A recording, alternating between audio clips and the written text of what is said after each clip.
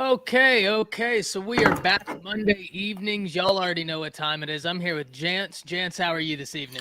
Doing all right, man. Ready to get started.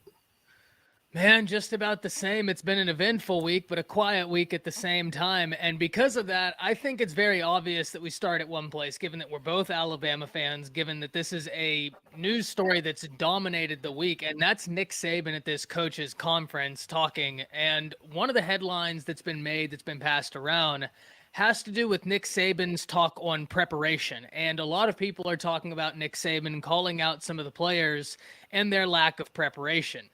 Now, us both being Alabama fans, I was probably a bit more unsurprised by Nick Saban's speech than a lot of people were. I feel like if you've listened to Nick Saban for any point in time, this is a speech that he's given multiple times before, just repackaged. And a lot of people have been asking the who, right? Like, who are the three guys he's talking about? While I don't discount the importance of the who, in my opinion, the what is far more important. And what I mean when I say that is, what is the message and is the message being received? If the what is there, the who is of little importance in my mind because the damage is already done, right? Like the national championship, it's already passed. So everything we can do is learn from here on forward. So I want to hear your reaction when hearing this. I want to see if you were more surprised than I was by this, but what'd you think when you first heard that? Trail, thank you for hopping in here. Absolutely, roll tide.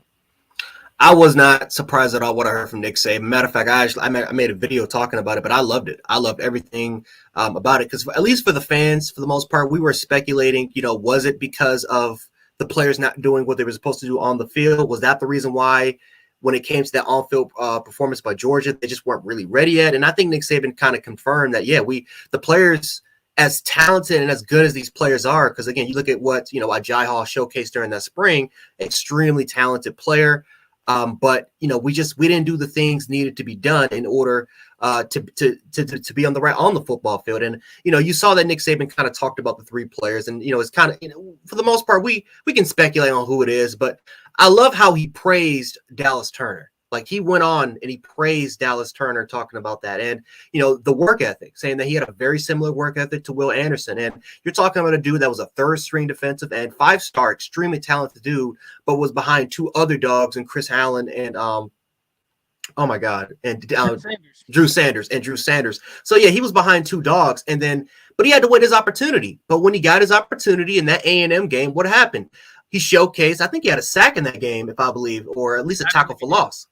Yeah, but I mean, he showed out, and that's a third string type of dude. So I love this. I think that this is a lesson. I mean, we talked about this a little bit earlier with the Jai Hall learning, what happened a day later. He could have put his name in the transfer portal. There was rumblings that he could have went on and go to the transfer portal, but he said, you know what, I'm going to be back. We're no big deal.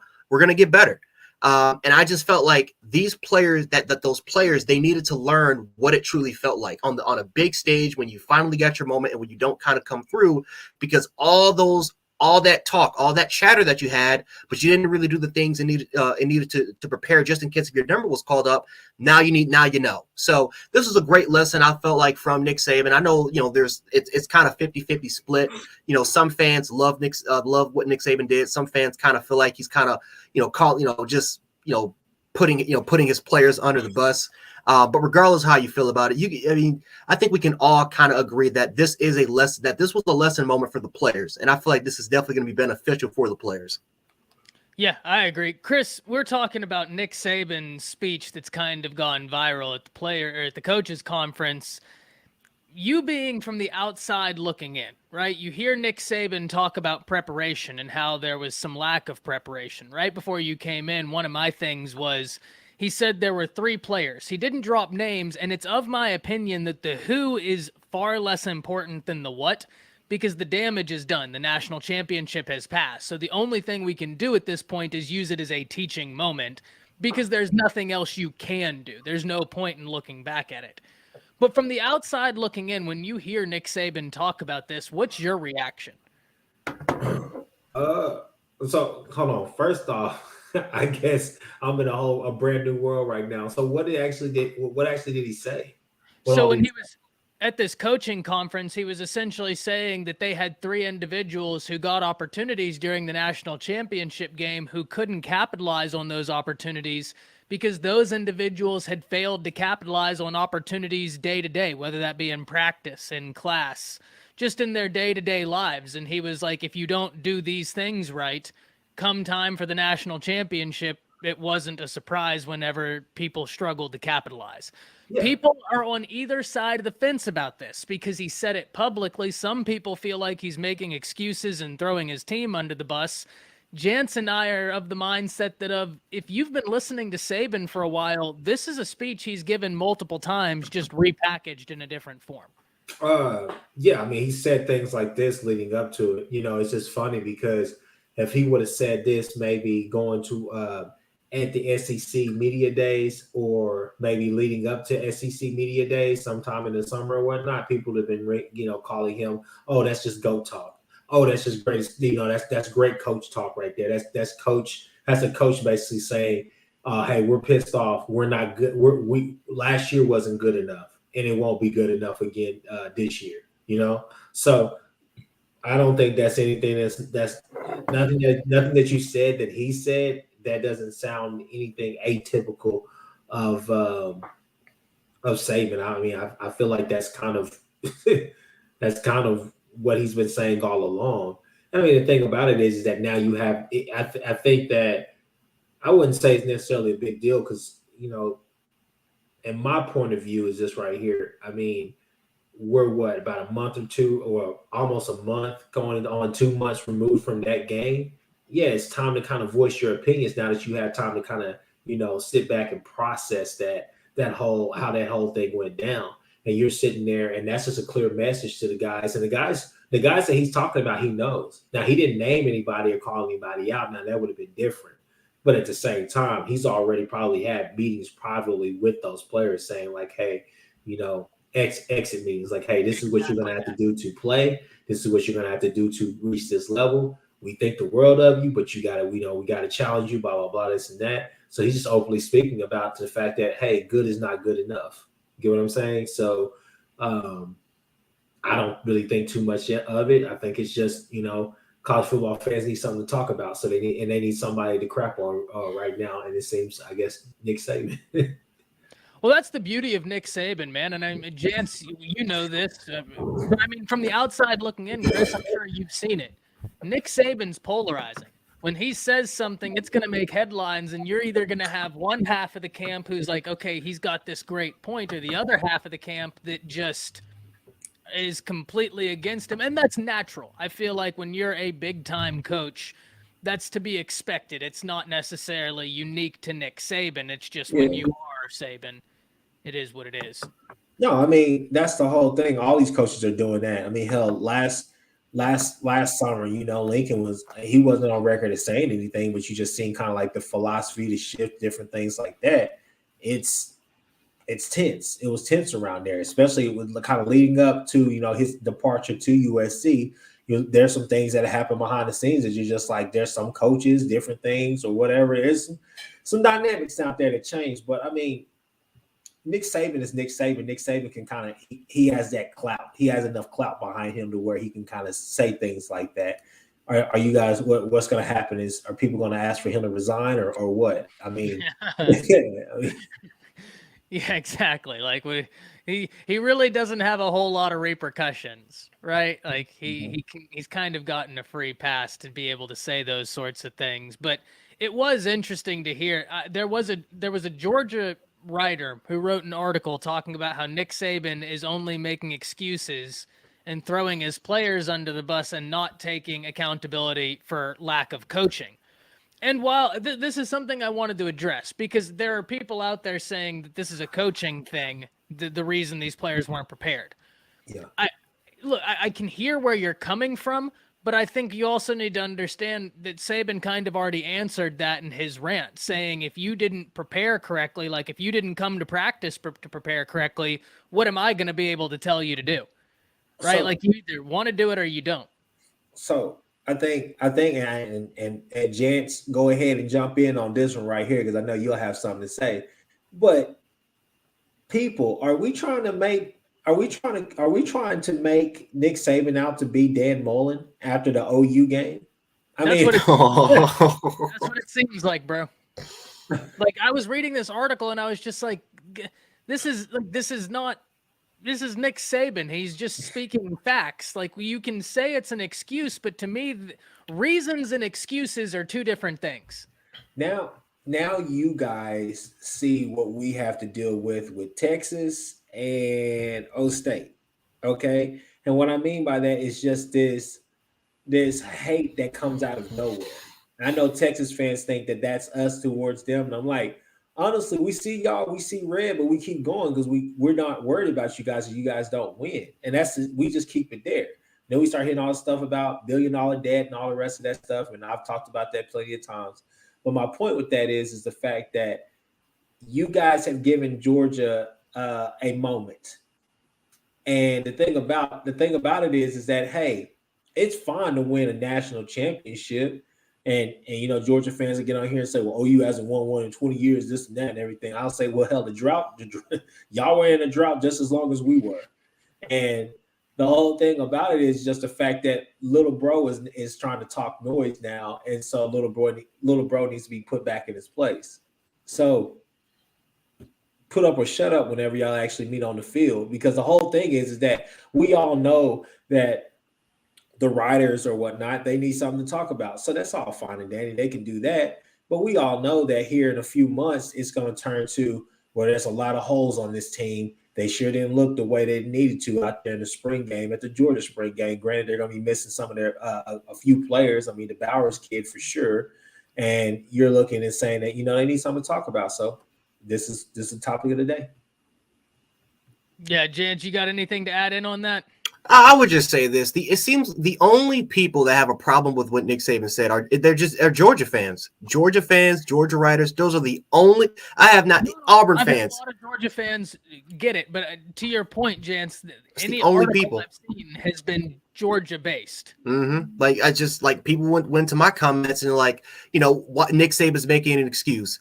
We won the national championship because not because of your players, but because of our defense. And I'm like, dude.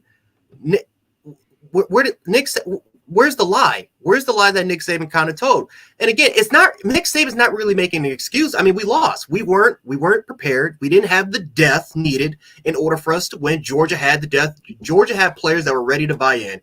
We didn't. Mm-hmm. The players that were ready to buy in are hurt. Jamison Williams hurt. John Mechie hurt. We had the rest of the players. They weren't ready. Simple as that. Georgia had the better depth. So I don't know where Georgia fans and these writers are coming up with, the whole Nick Saban excuse thing. Listen, you guys won the game. You guys are champions. You guys can celebrate it. You guys can gloat about it. We'll see what happens when we face up with each other in the SEC championship games. The same stuff that LSU fans had to say about when Nick Saban had a very he had a very similar different topic, but LSU fans were like the only team that had a problem with it when they came up with the national championship, and we didn't say a word until we met up with them back in the next following year. So we'll see about it. But for the most part, typical Georgia, typical teams that got their moment. Now they can celebrate it, just kind of go on about it. We'll stay quiet. Yeah, it's going to be definitely interesting to see what happens going forward. There's going to be a lot of media, especially as spring practices are beginning to ramp up, and especially in Tuscaloosa coming off of a national championship loss. It's going to be a lot of eyes, so there's going to be a lot of intriguing storylines. The one thing, Chris, we need to talk about as it pertains to OU, right? When I'm looking at OU, there's a lot to be excited about, but there's still some things we need to discuss. OU is in a situation where they bring in a lot of interesting talent through the recruiting pool, right? I've talked about a few players. I have some more videos planned out to talk about some more. When you're looking at this recruiting class for the Oklahoma Sooners, who's somebody you see in that class that you look at and you say, this is an early contributor? This is someone who's going to come in, make waves, and do what they do. I think you would obviously go with the kid out of Tulane. You would go with the kid from Tulane, that D tackle. You would also go with the I think the kid from Hawaii as well. Two defensive linemen. Great work in the transfer portal on the defensive line. From what I'm hearing, obviously everybody talked about it. I think you made a video about it as well. The Kennett kid, Jared Kennett it's he's turning heads there. And there's a lot of guys as well. They haven't really named too many names or whatnot, but just kind of from what's out there, it seems like there's some guys that to be on the lookout for. So, so it gives you a lot of like Stoops vibes, because here's the thing, Ty, that I'll say about this. I'll say it here, and I think a lot of OU fans agree as well. When you hear certain names come out during the spring and during the summer, those are the names that you most likely count on not making any contributions. And for some odd reason, I have no idea why it is, but that, you know, the powers be, that's how they choose it. But no, I'm really excited about that D line, to be honest with you. Those two players right there. And then I would say, I mean, I just had to stick with the transfer portal. The experience that you got back there in the secondary as well is going to pay dividends, and I'm really excited about that. I don't know if you guys saw that tweet that I tweeted out, but I tell everybody to go and watch it. JD Sports, that guy is breaking down some serious film over there on YouTube, and so he shows you kind of the Venable scheme, and he shows you like, hey, when they say multiple, they don't mean just multiple looks. They mean multiple freaks out there on defense. He's putting guys out there in position that you may have a guy that's pretty much a box safety playing D, like a stand-up DN or whatnot. It's crazy. When I was looking at the defense, I'm like, this is interesting. So that's the reason why they've been so successful, because they have guys who can do freakish things out there on the field. When you got guys doing basically peel backs where they take two steps. They take false steps towards the line of scrimmage and peel back, and they're still covering, and they're still able to catch up and cover the running back on an out route or a wheel route, different things like that. And you're saying, man, we have that type of talent. We just haven't tapped into it yet. We have those players. I feel like OU has players of the caliber of a Clemson. Maybe not collectively that, but at the same time, I feel like you got a lot of names out there as well. I'm hearing things about Billy Bowman as well on both sides. I really don't know where he's going to play. I guess we're just going to have to wait for spring. But, I mean, the thing to me, like I said, we got bigger up front. I feel like we're going to be more physical. And obviously with Smitty coming back, you look at names like Isaiah Coe, Joshua Ellison, guys like that who've already been there. That defensive line is going to be brutal this year. So, I mean, that's kind of where I see us as far as the recruiting ranks. I think that's where we got better. And we recruited some kids out of high school as well. So once they get to campus and they fill in, but I think you're looking at some of these upperclassmen and these second-year guys to actually make more contributions than even what they did last year. Yeah, so one of the things, the defensive line to the transfer portal was unbelievable. I was a little bit surprised, and, it's still young. There's still a lot of time and opportunity. I was a little bit surprised that y'all didn't go a bit more offensive line heavy, but you did get McCade Mature, which was a great addition. I think he's going to be someone to fill a hole on that offensive line. What's the offensive line looking like for OU? I mean, here's the thing, Ty. I think you kind of gotta go back to the simple fact of the word is out there that Beatimo didn't get to play the guys that he wanted to play this past season.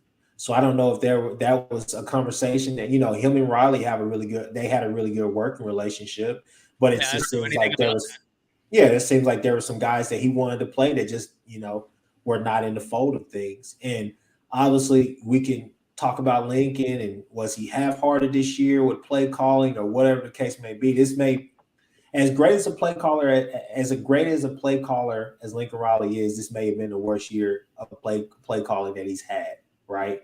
So, but even at that, you're looking at guys like Wanye Morris, Savion Byrd. Hopefully his grades are good. But you're looking at Savion Byrd, Colin Montgomery. I mean, there's some guys out there, man. You got guys there. Obviously, the kid to transfer from Cal, and Anton Harrison. You got Andrew Rain. This is a big year for it. I feel like this is a big summer and spring for him to be in that Smitty program. Chris Murray. I mean, you got guys there who have played a lot of meaningful snaps, won championships and everything here at OU. So I don't necessarily, like I told you, With this team, I think something that's been overlooked is just the simple fact of it wasn't a complete overhaul that you had to do with this team. You had a lot of working variables that you said, hey, we need to strengthen up the secondary. I get that. But at the same time, we can build with it from within with guys. And the thing about it is that Beatenbow is still there. So I'm going to trust him 9 out of 10 times to go out there with it and go get guys that he wants, but also to look around his O-line room and say, yeah, I'm comfortable with the guys that I got now. I don't need anything else. Yeah, I'm very interested to see the offensive line because you and I had a lot of conversations about the offensive line last year, right? And I think the pieces are there. Really like the McCade Mature transfer. I thought that was really good. There's another offensive lineman in the transfer portal. There's a tight end in the transfer portal right now that I'm actually really surprised I haven't seen. And of course, what's seen and what's happening are two entirely different things. So in the back burner, I'm sure everyone's going after him. Notre Dame's tight end hit the portal. He's going to be really, really, really coveted. I thought he went to the draft. They have another one. Am I mistaken, Jance? Didn't they have another tight end like last week or so hit the portal?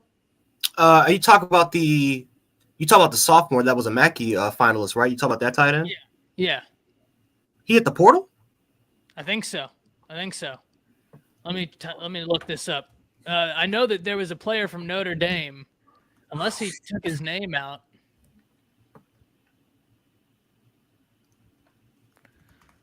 But I was very surprised that more people weren't all over him. Yeah, Notre Dame tight end George Takacs. Okay. So he's not their Mackey guy, but he is. Yeah, that's Michael Meyer. Okay. Yeah, came out of high school, really highly touted. He's a guy that I think teams are going to really heat up on. But we're on wave 1 of the transfer portal. We've talked about this. Bishop, thank you for the $5. He says Grayson Halton is the first leg of his 4x100. That dude's a freak. Like, honestly, that was a huge flip for the Sooners getting him from Oregon. He was a really, really, really good prospect. He's going to be a big guy at OU. And it kind of underscores what Chris was talking about, their work in the transfer portal. But whenever you combine the work in the transfer portal, you get Johnson, you get Jonah Laul, you get a Grayson Halton on top of that. Now you're getting the complete picture up front. And that's where it's a really nice situation. Jance, I'm going to ask you the same question, man. We talk about Alabama. They did work in the transfer portal. Even though they only get 3 guys, they signed the highest average transfer portal class in average rank, in the nation with a 95. So what are you thinking when you look at Alabama's class right now? Who are you thinking is going to be someone we could see contribute earlier than later? Well, I think we talked about the receiving core just a little while ago. I think that you look at Shaz Preston, Kobe Prentice. I think those are. I'm sorry, Isaiah Bond. But yeah, you can add Kobe Prentice's name into it. I think that receiving position for both the 1, 2, and 3 is wide open. And I think for Shaz Preston, from what we've heard from a lot of these LSU, Louisiana, writers, that he could be the next Jamar Chase. And then when you turn on the film, he has those same attributes. He has that same skill that kind of like how Jamar Chase kind of went up when he came out of high school from Etna Carr. So I really love it. I love our receiving room. It adds more depth, more competition, more talent there, and that's going to be an interesting battle for the spring. But then you also kind of turn a little bit, and then you look at our defense. You look at some of the key defensive pieces that we picked up there. It's a lot to be excited about. But I'm overall excited about the receiving room.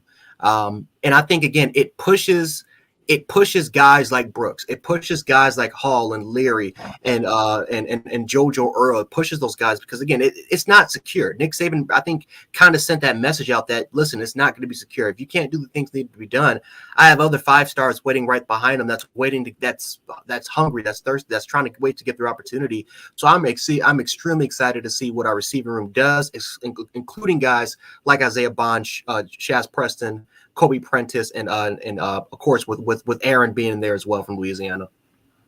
Yeah, absolutely. I'm going to answer this in the comments. Darius says, y'all got whooped that day, period. Our top 2 receivers were out all season. Alabama. See what I'm talking about? Darius, here's the thing.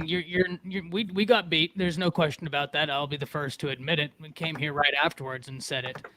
The difference is we got to see two different games this year in which Alabama had their weapons and which Alabama didn't. In the game which Alabama had their weapons, it wasn't particularly close. They busted Georgia. I mean, bad. And Jamison Williams was already on the way to being pretty much well a thorn in the side of the Dogs. Would they have won? That's not my place to say. Georgia is a unbelievable defense last year, really solid talent all around the field. They were a team that deserved to be in the national championship, and it absolutely shows. But playing it off as if what was being said is nothing is to ignore reality and the reality that we saw. We saw what happened when Georgia played Alabama and Alabama had Mechie and Williams. And even when Mechie went down, Georgia couldn't stop him. So would Alabama have won? That's not my place to say. The game still has to be played. But being dismissive is to be dismissive of the reality that we saw. So, yeah, it's going to be interesting. We got a lot of comments asking about Labeus Overton. So, asking about OU's placement with him and asking why Alabama's not in the running. I'm going to go out, and I'm going to be very honest. I'm not 100% sure why Alabama's not in the running. If Jance knows, he'll fill you in right after. If I had to imagine, at the point where the brother was a package deal, that right there probably made it real hard for Saban. The reason I say that is you got to look at what Alabama has coming up this next year in the defensive line capability as far as what they could sign from a recruiting standpoint. It could be loaded. That right there is when I think it got very complicated to me. It's just going to be interesting to see where he ends up going because that kid is so talented. Someone asked if OU's still in it. Yeah, OU could very much well land that kid. Yeah. Before I pass it off, Kirby says Georgia won because they dominated Bama on the lines of scrimmage. Hey, I'm not arguing that. Like, Georgia up front was very, very dominant in those games. So, Jance, what are you thinking on LT Overton? And then, Chris, what's your take on Overton? Well, I think for Overton, I think that definitely the package deal, that definitely could be something that can be included. And Overton, he's for the 2022 class. He decided to go early, right, for his junior season? Yeah, so he's in the 23 class, 23, and then 22. But he's gonna reclassify. So that could definitely be it. I think another reason is simply because Alabama just has no room. That could be another reason is that maybe Nick Saban, maybe the coaching staff, maybe kind of called him up, says, maybe, you could kind of commit here, but, I don't know if we can kind of free up some spots. So, there's some, we can try to speculate. I think my guess would be, because I just think that we just don't really kind of have the room that much there. I think we're pretty much settled on defensive line. We kind of want to focus a little bit more towards 2023. But Overton's an extremely talented player. He's a guy that has extreme versatility. And for the most part, I think OU has a great chance of landing him. I think Oklahoma has a great chance of landing him. That'd be a great battle to see, but I think OU could get him. No, I mean, you guys may not have that much. You guys may not have that much room, or he doesn't want a gray shirt or do all that jazz, right? He wants to actually go somewhere where he's, he may go somewhere. And he very well may have to red shirt. I mean, because that's kind of the thing. It's like, do I go to a school where I know I'm gonna play instantly? Probably be on a up and coming team. Because I haven't looked at his top 6 in a while, so I forgot who was in there. I know we're in there. That's pretty much the only school I was looking for anyways, just to make sure, since he's a legacy kid as well. So who's on his top 6, Ty? Georgia, OU, Texas A&M, Ohio State. I'm missing the other ones. I'll look it up real quick. But yeah, he can easily go to OU. Yeah, he's a legacy. So I mean, even at that, you got that leg up. And I mean, it's one of those things, as I guess from my perspective, and I'm talking to my uncle, we both were like, well, I don't know if we're gonna be able to get that kid. He's a legacy kid, but he doesn't have a relationship with anybody on campus right now. And that was kind of the biggest thing, because he was pretty much, like, oh yeah, a huge OU lane from what everybody was saying. But then Raleigh, obviously, once he left, that kind of just threw everything out the window. So it's about reestablishing that that connection, that relationship with him, and just saying, hey, look, you had confidence in OU before, have confidence in OU again. I think it'll be a huge get for OU. I think from everything that I've heard, from what I've seen, he's a kid that can come in and most likely contribute day one. So I guess, we'll just have to see. Yeah, the last school he's considering is Oregon. And the interesting thing, Chris, you brought it up, he's a legacy to OU, but he holds relationships to multiple institutions across the nation. When you look at it, if I'm not mistaken, his family has worked in some capacity at Texas A&M. They worked in some capacity in Tuscaloosa. They've worked in some capacity at multiple different institutions. He played his high school ball in Georgia, giving Kirby a bit of a, I wouldn't say a leg up, but a really easy route to a solid relationship. And then Dan Lanning being the defensive coordinator at Georgia, who's built up this relationship with the in-state prospect, now out at Oregon. So this is a really interesting recruiting battle because of that. Usually when you hear legacy, it's a very rare chance they don't go to the school to which they're a legacy. But when you have Overton and these relationships, it gets tricky. But that's the whole thing is, you look at what Jimmy says in the comments. I think that's a really good comment because, hell, that's what you've been saying for the past few weeks. Todd Bates is not to go unnamed or even talked about. Like he's a key guy. So there's a reason I'm so high on Todd Bates. You know what I mean? Like there's a reason I keep bringing that name up because that's a name, man. Like that's one of the best hires. Forget we're talking about OU, right? Forget we're talking about, that's one of the best hires of this offseason. Anybody who was able to get him on their staff, you just had a really big win. It doesn't matter where he would have went. It's a win. You get a phenomenal recruiter. You get a phenomenal recruiter and a guy that's known for developing great prospects. Yes, absolutely. I mean, very talented on both of those lines. One of the things when we're talking about all of this, we have to talk about transfer portal and NIL because a lot of people are asking, the question is, how much is A&M paying? So when we're talking about NIL, right? This is a big conversation, and I think the NIL will inevitably change. We talked about this last live stream. I have a fix for NIL. It's not the total fix, but it's the beginning of it. And what it is you have to have consistent state legislatures and laws. That way, every state is on as even of a playing field as they can be, and then we go from there. Until that happens, you're going to have some states be able to do NIL deals in fashions that are patently illegal in other states. That's just a mess. So until we get that figured out, I don't know how you go about doing anything else with NIL.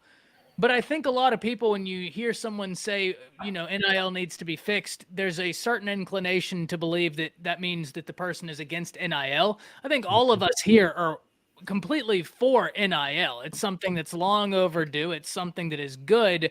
It's just about figuring out how to correctly implement it. That's going to be a bit of the process here. What are y'all thinking?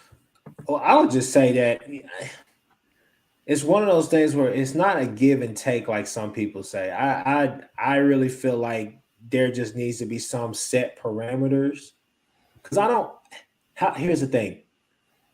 I don't want to take away Texas and Texas A&M's only competitive advantage in recruiting. All right, I had to do that. But no, I don't want to take that away from them. I don't want to take that away from other teams as well. I mean, I feel like it should still be kind of a thing.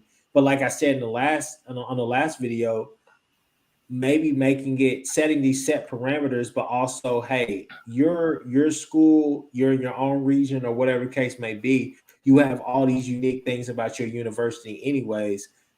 Why can't you make your NIL packages unique as well? You get what I'm saying? Where there's a set parameter where it's like, hey, look, there's 5 things that you could do. That's 5 things that this player can do. Okay? Because at the end of the day, an agent does not need to be the one making all the decisions for a player as far as like, hey, man, look, I got this Cane's deal. I got this Wendy's deal. I got this McDonald's deal. I got a Starbucks deal. I got a Chipotle deal. That guy does not need to be the one trying to advise him with that. And so basically what I'm saying is that the player, especially if it's a freshman, they don't need to be overwhelmed with things like that. Does that make sense? So one of the things I think is just you just try to make it as unique as possible for each school. I mean, there's going to be things that you could do out there at USC that you can't do at Utah, but vice versa. You get what I'm saying? So you're still able to say, okay, we have the competitive advantage of it, but at the same time, these are the 4 or 5 things that we can have you do or we can have set up for you. But you're gonna have to figure out these different packages that you actually want to be a part of, I guess, your recruiting process. Yeah, Jans, what do you think? It's going to be very interesting, and I'll bring up something, and this is something that we'll probably talk about maybe a year from now. But when the XFL kind of comes back, and when they're eligible to potentially pick up players coming straight out of high school, and again, you look at a Kenny Young who went to West Virginia, ended up being a 4th-round pick after being suspended, and then they were actually thinking about going after high potential 5-star players with NIL deals before NIL really actually became a thing. That's an entirely different conversation for next year, but that's something that again the NCAA has kind of. They got to figure out with the entire NIL situation. Again, there's different parameters. Again, you have it's different advantages between big schools and small schools. Obviously, again, with A&M, how huge of a giant they are, using that as really the one of the only, I guess, competitive advantage. Even though A&M has been pretty good in recruiting, they've taken up a different level because of NIL. And I don't even think A&M is going to go anywhere. Matter of fact, I think A&M, just like how Alabama was a recruiting giant for decades and still is, a lot of teams are going to learn what Alabama did, what Oklahoma did back during the 80s, what Miami did during the late 80s and the early 90s and 2000s. There are going to be other schools that will definitely take lessons, and they'll try to use that to their advantage. So the NCAA, they have got to set something. We both talked about this for a long time. I think there will be something, maybe not now, but maybe 5. I would say maybe 5, maybe 10 years, because there's always going to be something set, but there's always going to be a loophole that that certain institutions are going to take advantage of. So it's just something that we have to wait and see. Yeah, it's just, I know I've said this a lot. It's so wild to me that you have this grand plan rolled out that's going to affect so many institutions, that's going to affect so much. But the NCAA didn't have the foresight to understand that at some level there has to be some baseline. And that baseline would have been easy to take place for what the state legislatures are now going to have to do. It was premature. It was not premature. It was a knee-jerk reaction to all the legislation that was being passed, and basically just and then the Supreme Court put them in their crosshairs, and yeah, you're right. Yeah, it kind of forced their hand. But that's the whole thing, is that they had to do something to get on the same page as everybody, because the thing was that they had tabled these discussions, and then they ended up having special meetings to go ahead and enact some type of policy, rules, and regulations within the NCAA. They had to adopt all that stuff. I mean, they had special meetings and all types of meetings to get this stuff discussed, because they had to jump out ahead, because they were starting to lose control of, I guess, the NCAA really has no control. They're not in control. And we all know that all it's going to take is for, after Texas and OU leave that Big 12 and go to the SEC, all it's going to take is probably for at least 2 or 3 more schools, at the very least 2 or 3 more big schools to come to that conference and make it a super conference. Could you imagine if God forbid, USC's or the Michigans and the Ohio States, you get what I'm saying? Like Ohio, I'll put it like this. If Ohio State, Florida State, and Clemson came to the SEC, you're basically saying, okay, NCAA, you're nothing anymore. We have our own super conference. We don't need you. We have 19 to 20 teams, or however many teams will be in there. We're going to have our own playoff system, our own way of thinking, blah, blah, blah. So, I mean, you're looking at this whole NIL thing is just basically showing you how and why, and basically tabling the discussion for when the NCAA will actually become obsolete in this whole conversation, because they're not going to, I don't think they're going to have too much more control over anything going forward in the next coming years. No, I think the NCAA is incredibly limited, and I think it's been something that you could see the signs of it for quite some time, but the cracks are really beginning to show, and especially, I've talked about it a lot, I'm going to say it a lot, whenever Neil Gorsuch puts you in his crosshairs over employment law, you know you have messed up somewhere. You go read the man's case history. You know you've messed up somewhere if he's after you about your employment law. Goodness gracious. Like, yeah, it's only a matter of time. Cook put it really well. The NCAA is archaic in their thinking. They've been investigated so many times. They can't afford for it to go much deeper. That's why Cook, that's a great comment. Thunder says NCAA took their ball and went home. Yeah, absolutely. Absolutely. I mean, I don't come here and know nothing about what goes on in my building. So, sounds like he's getting it. Okay. Well, no, NCAA is definitely archaic in their thinking. I mean, you remember Shabazz Napier who played for UConn? Oh, yeah. So you remember that whole thing when that blew up, when he basically came out and was like, shoot, I ain't got any food to eat at night or anything like that. So basically, what was going on was like, okay, the NCAA basically came back and said, yeah, we will, players can eat for free now. We'll have all this food and all the rest of that stuff. And I was like, it's still not enough. They're still going to want more at the end of the day. You will be better off just saying, hey, you can earn money off of your image and likeness like they're doing now. That way we don't have to pay for all the rest of this stuff. You can pay for everything yourself. You get what I'm saying? Yeah. But I don't know. I really don't understand the NCAA sometimes. And I mean, I'll be quite frank with you. I'm still pissed with the NCAA about Trajan Bridges. Granted, that never really worked out anyways for OU, but at the same time, I mean, damn, he could have that both seasons. I mean, going into that national championship game and going into not this year, but you get what I'm saying. I mean, that was just crazy to have him out for almost 10 plus games and not even be able to play a whole season when everybody else is back. Yeah. So one of the things people are asking, Dance, you good there? Yeah, I'm good, man. Listen, when you have your sister come in talking about Delta this and the Omegas, listen, listen, Chris knows, man. It's a different scenario, man. Can't be talking about sorority stuff on the live stream. Yeah. Hey, more power to them. But people in the comments are asking right now, right, about one, performance-based pay instead of NIL, and two, capping how much an athlete is willing to make. And Bishop, if I'm not mistaken, you asked earlier about international NIL as compared to local NIL. I'm going to try and answer all of them right now, starting at the top, which is incentive-based NIL. The thing is when we do incentive-based NIL, I think we're opening up a lot of doors that we don't really know the unforeseen circumstances to. And whenever we're talking about incentive-based NIL, there's a lot of stipulations that we need to have in place before we ever get there.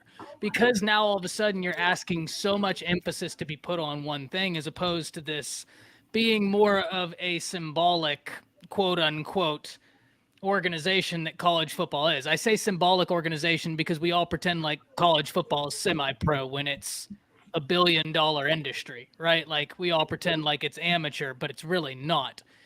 So incentive-based could work, but I think you have stipulations that you need to put into place before it gets there. Now, as far as if we can cap how much one player can make, I'm a little uncomfortable with that, but I'm also uncomfortable with putting that sort of provision on anybody, right? Like, I think at the end of the day, the free market will come and will win out. So basically, like I always say about the transfer portal, we're seeing a big boom in the transfer portal right now. We're seeing a big boom in NIL. And even if we were to leave NIL untouched, inevitably the free market will equal out, right? Like now's the boom, and then it inevitably will go back to the center like a bell curve. So that's kind of I'm uncomfortable with capping anybody's ability to make money on any level. you shouldn't be able to cap anybody's money. That's been an argument about the thing the whole time, is the fact that, you know, normal students, student athletes, okay, regular student will say, well, these student athletes come and they go to college, they go to school, they have everything paid for, tuition, all of that stuff. They don't have to deal with any of the things that I have to deal with, right? Well, student athlete will say, okay, I get what you're saying, but at the same time, what happens whenever you get an internship that you can actually go work at for a Fortune 500 company? Hell, even a legal internship or whatever. Somebody's going to pay you $1,500 or $2,000 per month or even per week.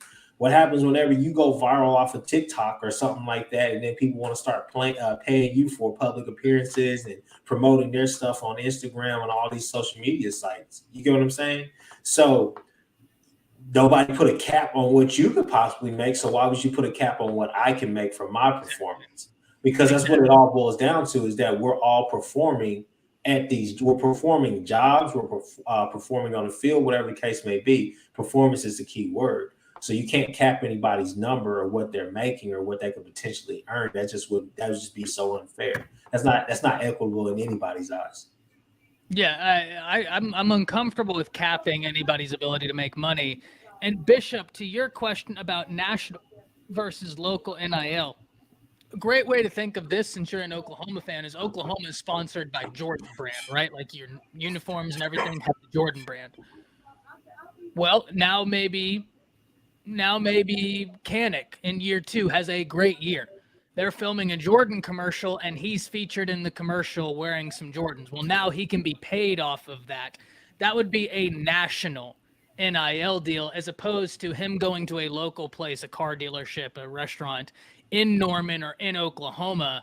Mm-hmm. The reason why that's important to note is because there are places that inevitably are going to be really well situated for local NIL deals, right?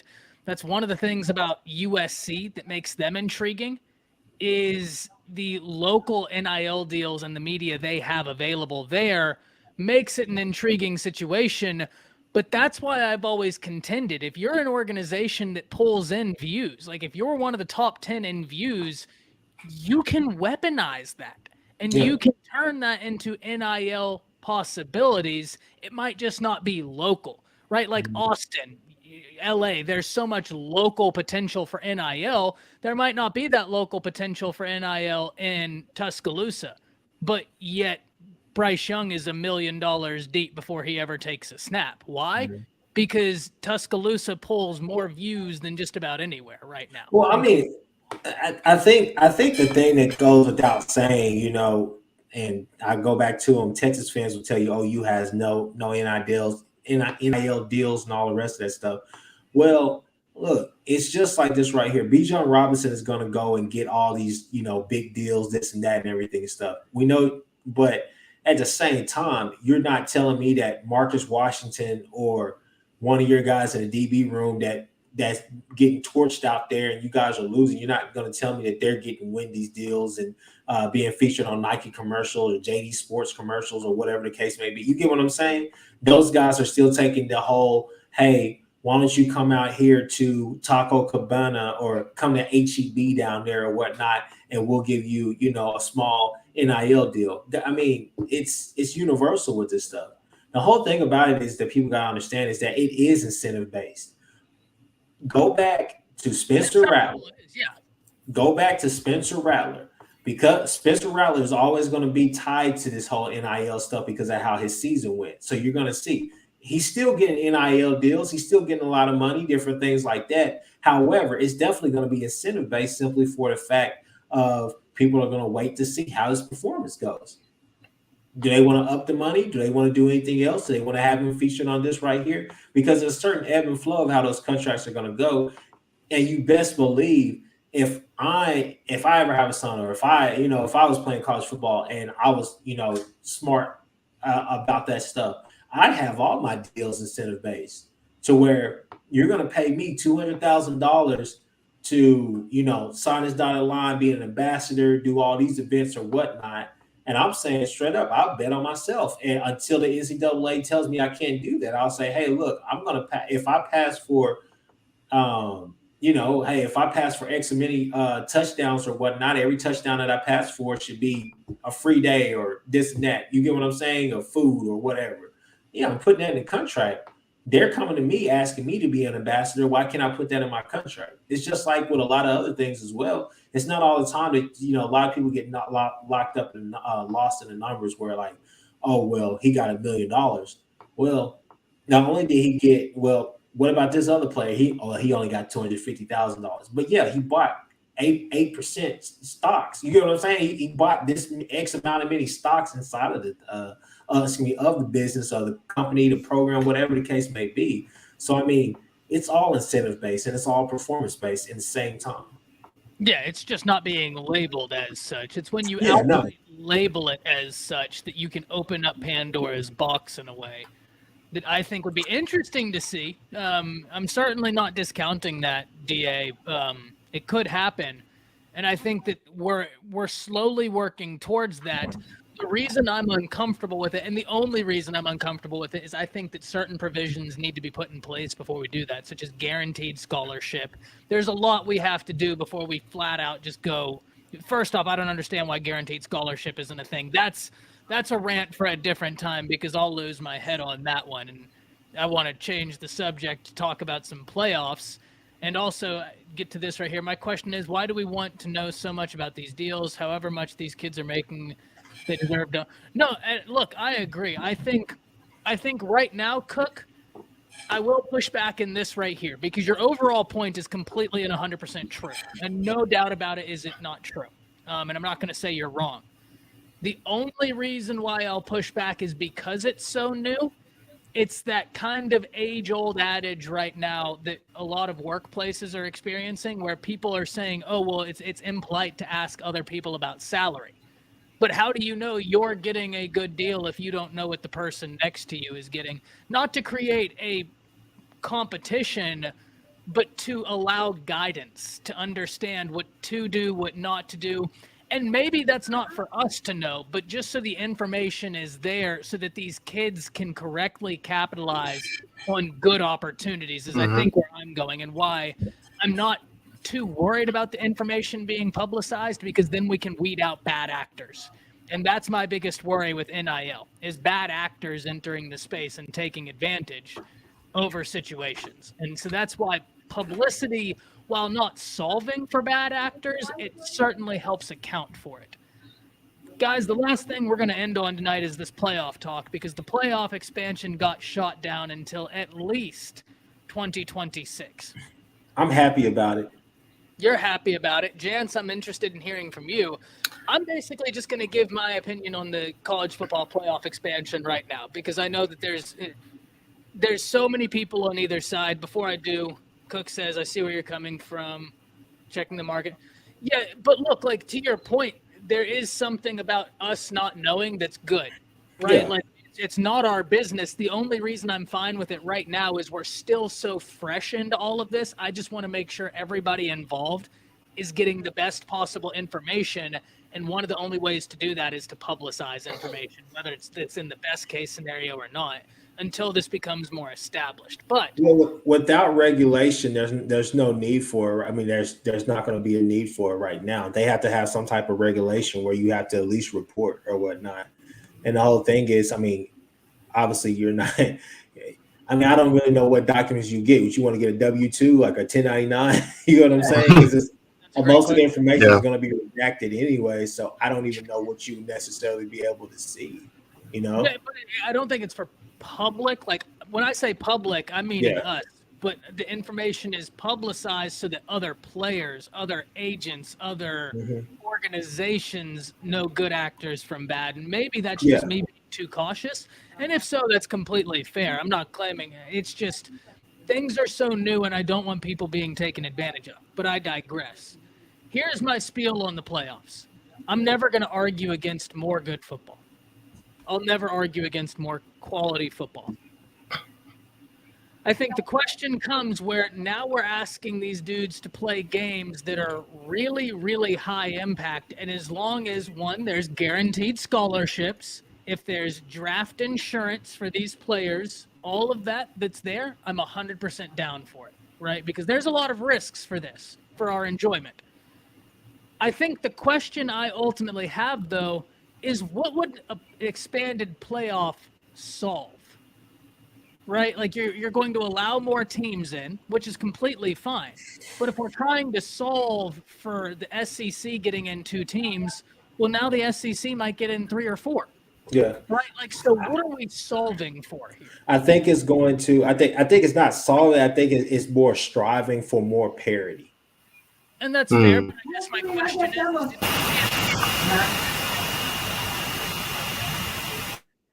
is, did we see an increase in parity from whenever we went from the BCS to the college football playoff? Yeah. Right? Because now we're sitting at the same impasse, right? Mm-hmm. We went from the BCS where it was 2 teams to now we're in a college football playoff structure in the name of more parity.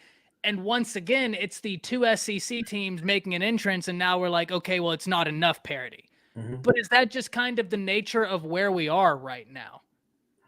I don't know. I think the only thing that I was excited about, I think 12 teams is way too much. I think 8 teams is perfect. I think that gets in the top 4 teams, the next 2 in, and then you get 2 at large bids. And that helps you also kind of even things out with the need for especially not the need for, but as far as getting in those group of 5 schools, because that gives them a chance as well. You get another at-large berth, and then you also get maybe a group of 5 school in there that was able to actually have a decent season or a good season. Or, on the back end of it, you're able to see you're going to see some 2-loss teams in there. You know what I'm saying? I think it's good. I mean, I'm not opposed to expansion, but to be honest with you, I would say in my mind, I would say 6 teams. I really don't want to see 12 teams. I'm not. It works for it.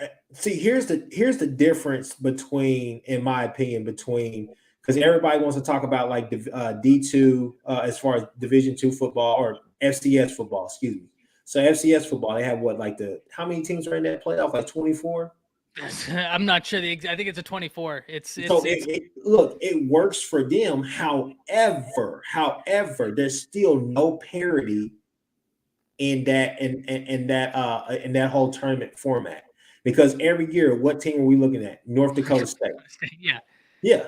It's North Dakota State, or are you taking the field? And what, 9 out of the last 10 times you're saying, yeah, I took North Dakota State because that's who's going to win it. So it's not as much parity, and that's often overlooked simply because people are just looking at the mechanics and the breakdown of how that tournament tournament format works for them. However, if you go here, all you have to do is just add 2 more teams, and that adds more parity. Because the problem is 6 to 8 is 6 to 8. Because the thing is that okay, and I really do believe that you need to add in. Okay, let's say 6 to 8 teams. But I think there needs to be some type of a prize for those teams who finish in the top 4 as well. Whereas one team gets the top 2 teams get a bye, and then obviously you have like the wild card, or maybe even have a play-in game where the guys who win from 3 all the way to 6, right? Those teams have to not 3 for 6, but you get what I'm saying. Basically, what I'm saying is that the bottom 2 teams will have to play kind of like a play-in game, or maybe just a wild card game or whatnot. But even with that, I would like to see some home games, not neutral site games, but some home games. I think that would be pretty awesome in the playoffs, where if you're one of those lower ranked teams, you do get that first round game that you get is going to be a home game, and then you get to go and play a neutral site game against those top tier teams. I think that would be fun. Yeah, that'd be interesting. All right. What are you thinking when you're about expansion? Yeah, I'm sorry for what's going on in the background. But for the most part, when it comes to expansion, it's like, well, first of all, I will say this. I don't really have that much of a problem with them kind of, shooting it down, because at least for what's going on with the Final Four, there's no parity. There's no parity going on. If you, again, what you guys said, there's nothing going on when as far as when you try to expand it. If anything, you're just going to include more SEC teams, maybe more Big Ten schools, because that's the second best, conference. And then maybe you'll have something where you'll have that non-group of 5 team in, but then we could have another season back how it was like back in the day when you had Boise State, Utah, TCU, when those teams were dominating, but none of those teams had an opportunity. And it would be an argument which one of those schools goes in. Well, why not all 3 of those schools go in? They all have undefeated seasons. So I think sooner or later we'll have something like that, and then we'll try to. It'll be another kind of term for expansion. So there's no parity that's going on, at least what's going on so far. It'll be the same schools that will be completely dominant. The only difference was that we'll just have more entertainment, but it won't be more entertainment when it comes to the SEC schools versus, Big Ten schools. Maybe once in a while you'll have a Georgia versus Oklahoma, or maybe you'll have an Alabama versus Ohio State. But when was the last time that we have any stuff like that? I mean, we haven't had it since Alabama versus Clemson in the national championship. Besides that, it's been complete annihilation. It's been a complete one-sided affair. So, as far as expansion goes, if we do have it, again, I agree with Chris. I would love to see more home games. I would love to see an opportunity where Alabama, goes on the road and they play Ohio State right in their stadium. I would love to have an opportunity where Alabama plays Michigan in the Big House. That would be fun to watch. It'll be awesome to watch. It'll be great for college football, but would the result be different, or would the result be the same? I mean, I guess you can say, well, if Michigan upsets Alabama, it'll be talked about for 365 days. That'll be the equivalent of Michigan winning a national championship. But on the flip side, what are the chances of that actually happening? That's the question right there. So I think for the most part, again, it'll be fun to watch, but there'll be a lot of questions as far as, what about finals? When are these games actually going to be played? Because then you have to worry about some of the other bowl games, right? And we all know the NCAA loves their money. So what's going to happen with the other bowl games? Is it going to kind of interfere with that? What about, you look at other sports when it comes to their TV time? How is it going to interfere with that? There's a lot of things that really has to go into it, I think that they kind of took a look at it. They looked at it the last second and said, this is not a really good idea if we expand this to about 12 teams. It's not a really good idea. We really got to think about what we have to do, because it's scheduling. It's a lot of things that has to really go into this thing. And then, of course, the question is, are we giving enough teams fair opportunities to compete for a national championship? We saw last season that Cincinnati was involved, and it wasn't even a competition. We'll see what happens in the future. Overall, looking at it. Yeah, and look, before anybody hops in and says, oh, well, Cincinnati didn't get blown out by Alabama. On the scoreboard, they didn't. But if you rewatch that game, Bama never even got to square 2 in their offensive playbook as far as creativity. They just kept running the ball. They didn't have to. I feel like Jance, I'd have to just disagree a tad bit, because I feel like you already have some of those things in place. That's the New Year's Six bowls. That's what those games would be. Okay, you're able to. I mean, those are the time slots, honestly, and that still puts you at finishing at the same time that the normal college football season would end, anyways. The only thing that I would say is that if you're going to play more games, do you continue to play 12-game seasons, or do you cut out maybe some of the do you only play one non-conference game and then you go from there? I think you'd have to do one non-con and then go from there. I mean, what do you think, Jance? I think that'd be the only way you do it. But like I said, at the FCS level, they're able to actually play the whole season, and then they go on and play that. Have their playoff system. Yeah, but there's a big difference between FCS and, you know what I mean? But is that fair to say, though? That's the question, because that's what a lot of people nobody will touch that portion of the topic. All you hear about with the FCS tournament field or whatever is simply, oh, well, this works for them. They can go out there and play a 2014 field, and they can go out there and play week to week. They play 12-game season. It's just like, that's not the healthiest thing, and that's not what. I mean, obviously, we know that NFL now is playing 17 games, but at the same time, you're saying, hey, college athletes, all of this or that, whatever. Yeah, they're going to go to the next level, but right now, I don't know if that's realistic. I guess that's. Oh, go ahead. Go ahead, James. Go ahead. Yeah, I was going to say, I guess that's the fear is, as soon as we push the expansion, I think the more and more time to do it is, it will be the fear of, will we get these special non-conference games in the beginning of the season? Because why take that risk? Why take that risk when you can just play an FCS score, whatever you want to play against? And then, of course, you'll have your conference. I actually think conference games could be a little bit limited. I think a lot of conferences could go to a very similar SEC format where you don't have that much. You have 2-3 FCS schools that you're playing in a single year, and you're guaranteed to at least have 3-4 wins in your non-conference schedule, and the rest you can just worry about it for conference. So why take that risk and play and have like Ohio State, Alabama as the first game of the year? Why take that risk when you have maybe a Texas LSU rematch first game of the year where that could really screw your chances of making it? I think the risk factor for these for the special moments that make college football special, at least for the regular season, I think could disappear while waiting to the end of the season. That's when, boom, you'll have the special moments. But I feel like you're talking from a strictly SEC perspective, simply because let's be honest, Pac-12 does not have, they don't like, USC can go out there and go undefeated and people are still going to have way more questions about them than what you would have about a Clemson or an OU team, maybe a one-loss OU or one-loss Clemson going towards the playoffs, simply because you're going to say, oh, okay, if we just play our Pac-12 schedule and we don't play anybody else across the pond, so you're telling me that makes you come in a team like that, they're probably not going to get any love because you're saying, hey, look, that's great and all that you okay, we see, hey, you got Utah. Okay, that's great. You dropped one to Oregon. Okay, we can live with that. But you struggled against Arizona. Arizona State beat you. You barely beat Stanford beat you. And then you barely beat Cal. You barely beat all the rest of the teams over there in the Pac-12. And for some odd reason, Washington State is, we'll say, Washington State is 5-7, and that was a team that you guys struggle with. You get what I'm saying? So not every conference has a schedule where you can literally just say, oh, I can sit in here and just play it.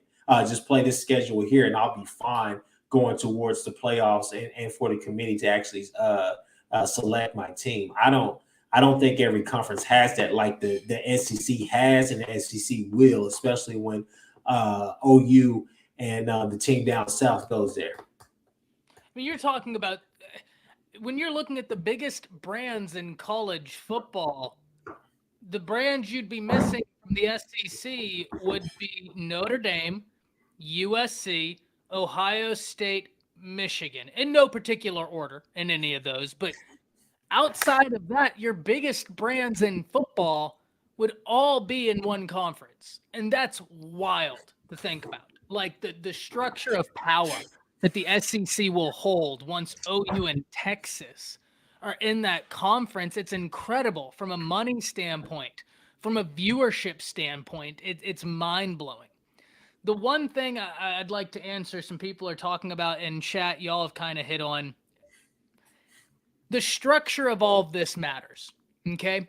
Are we talking about, let's say for clarity's sake and argument's sake, it's an 8-team playoff. Are we taking the 8 best teams, or are we taking the 5 conference champions plus the next 3 best teams? Or are we taking the 5 conference champions, 1 from a group of 5, and then the 2 others are the next 2 best teams?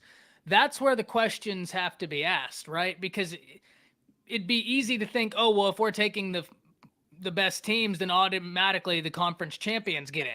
Well, maybe not. What if you're a conference champion that had 3 losses as compared to a team that lost their conference championship and that was their only loss?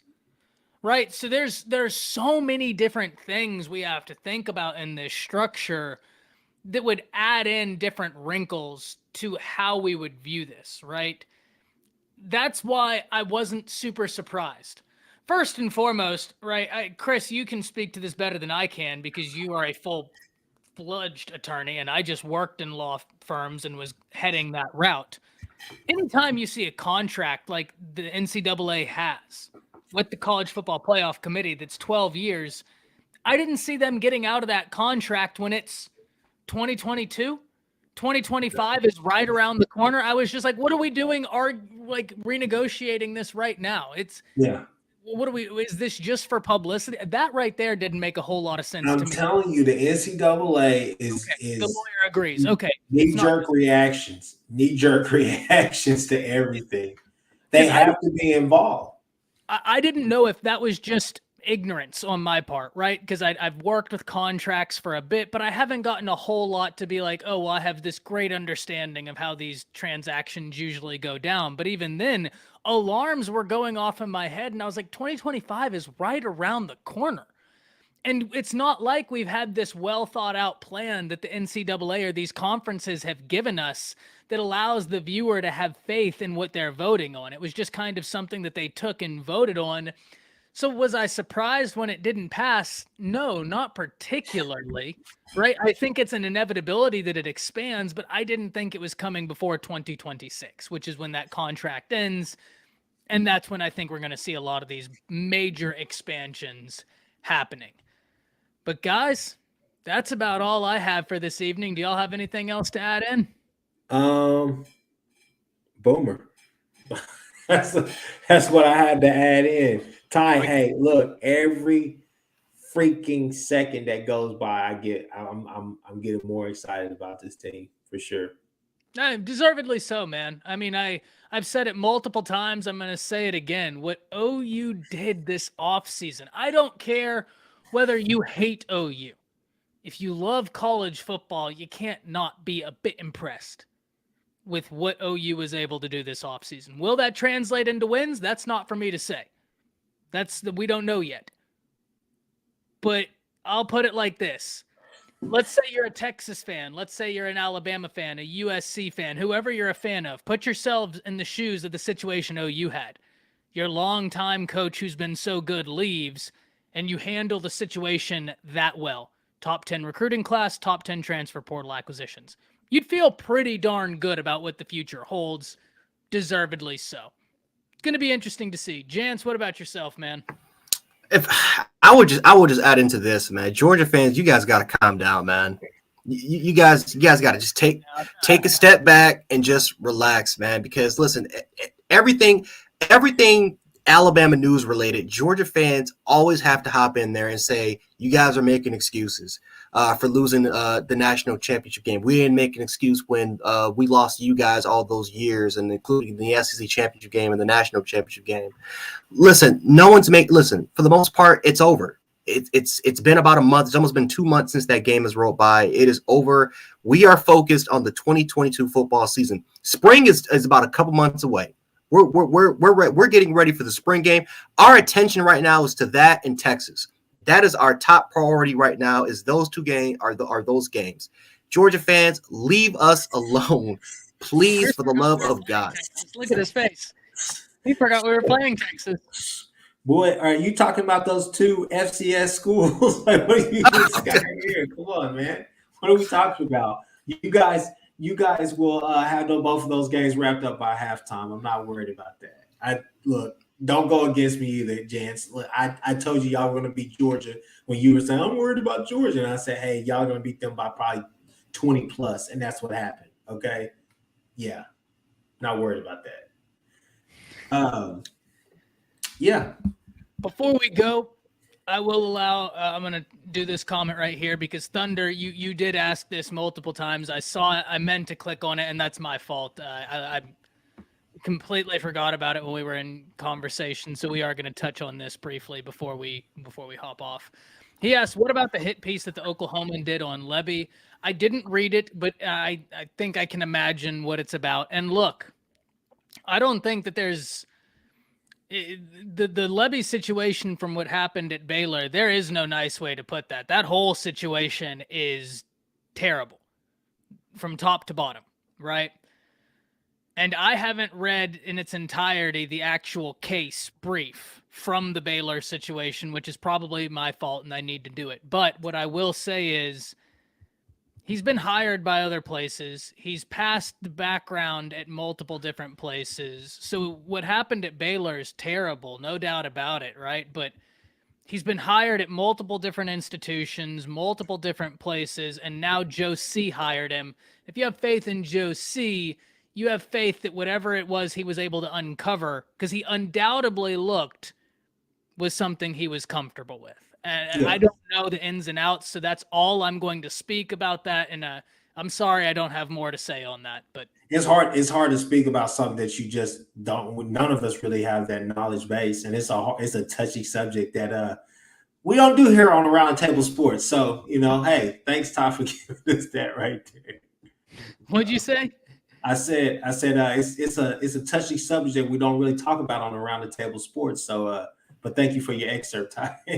It's because there's no winners. Yeah.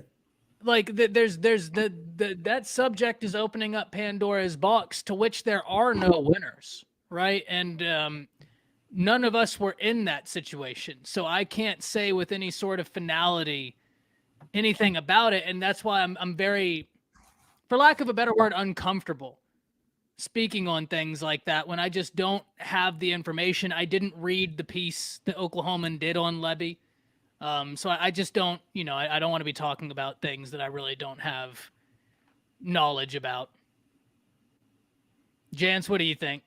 I mean, I think I just don't think it's just my place. I mean, for the most part, I just sit back and just wait for everything to kind of fall it again. It's kind of uncomfortable to kind of talk about, kind of like you said. You just kind of wait back, you just kind of wait, see everything happens. Hopefully, everything kind of plays itself out. Trust that the entire investigation was properly investigated. For the most part, everyone did their job. And they came with a simple solution. And obviously we're here at this point now, so we're just gonna have to wait and see what happens. Yeah. Chris, I don't know. I mean, you're the OU guy. I don't know if you have the final word. Not much. All I would say is like this. Hey, I have a lot of trust in Joe C. He'll always make the good hires or whatnot. What happened over there at Baylor? Without question, it was horrible. It was terrible. I mean, you ask me, I'm a little bit salty because they won a Big 12 championship this past year, but I was definitely on record as saying that, hey, they may need to get that. Yeah, they may need to get that SMU treatment, but at the same time, people deserve a second chance. And at the end of the day, is that, like you said, there's no winners in this right here. And like I said, Joe C., the sad thing about it is that let them go out there and win a national championship next year. Nobody will talk about that. You know what I'm saying? And this will be an afterthought. So at the end of the day, there's no winners or losers. It's literally all that's going to matter to most people is just football. And in the grand scheme of things, I mean, maybe that's kind of how we should. I don't know. I really don't know how to navigate that, because the grand scheme of things, maybe we should just all kind of mind our business on this one, because it's a touchy subject and it's just hard to really talk about. So, and I just don't have the information on it. I haven't read the case, because the case is public information. I haven't read it though. Yeah. I've read maybe 5 pages of it, which is nowhere near enough. And so at the end of the day, Thunder, the one thing I'll say is like Chris says, I might not be an OU fan, but real recognize real. And the Joe C is as good as anybody in the business. Yeah. Really well thought of, right? No matter who you talk to, you always hear good things about Joe C. And he has access to much more information than anybody sitting up here on the panel does. And I think that's why we're all kind of a little bit hesitant to talk about it, just because none of us have that much information on it, and it's not our place to put out information on a subject like this. So that's kind of the way I think we'll leave that. But as always, guys, great time having y'all this evening. Every Monday, 5:30, we stream about an hour long, talk recruiting, transfer portal, NIL, you name it. We have a good time. But Jance, Chris, let them know where to find you. Hey guys, you can find me at Chris with a K on Twitter. You can find us at the Horns Down Pod on Twitter as well. I'm one half of that team with my boy Seth Oliveris. We have we're on Spotify, we're on Apple Podcasts, we're on everywhere that you can find podcasts. Got a YouTube page, got a lot of things. Connect with us. We got a lot of funny stuff to share, a lot of stuff to talk about. I finally found like where Seth is, like, where he's at, and it seems like he's in softball right now. So we're going to be talking about a little bit of softball on the show as well, because we are the defending national champions in that. So but But at the same time, like I said, you guys can find me at Chris with a K on Twitter, and you can find us at the Horns Down Pod. And definitely know, hey, we talk a lot of mess about Texas, So come over there if you're interested. Yeah, you guys can find me YouTube, Jan Sports. Got a lot of things I want to talk about, a lot of college football news related. Also, again, huge Alabama fan, so I love talking Alabama sports, including Alabama basketball's recent struggles. I have no idea what's going on with Nate Oates in that program, but that's something that we definitely have to talk about because I've never seen a team that can beat like 3 top 5 schools and then just lose to Georgia and Mississippi State. So we'll definitely talk about that over there. You can also find me on Twitter at Jan716, Instagram Jan Sports. Got some big things coming up. Planning on opening up something for Spotify and Anchor. So definitely stay tuned for that. But for the most part, man, just glad to be on the show again, talking stuff. Apologize for some of the background noise was going on there, but yeah, for the most part, they just happy to be back on the show, and I can't wait to be back on. James, you got to bring me on for an episode about Alabama basketball, bro. I'm a big Quinterly fan, and I think I may know what's wrong with Alabama this year. So bring me on to the show. I got you. Well, guys, as always, it's a pleasure. We'll catch y'all here next Monday, but until then, we'll see y'all. Take it easy.